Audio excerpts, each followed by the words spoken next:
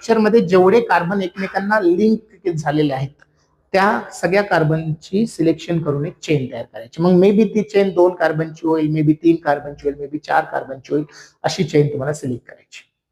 पण chain select करताना काही कंडिशन्स आहे, आपल्याला दिसते ती चेन सिलेक्ट करायची नाही. जसं की फॉर एक्झाम्पल मी तुम्हाला हे स्ट्रक्चर दिलं CH3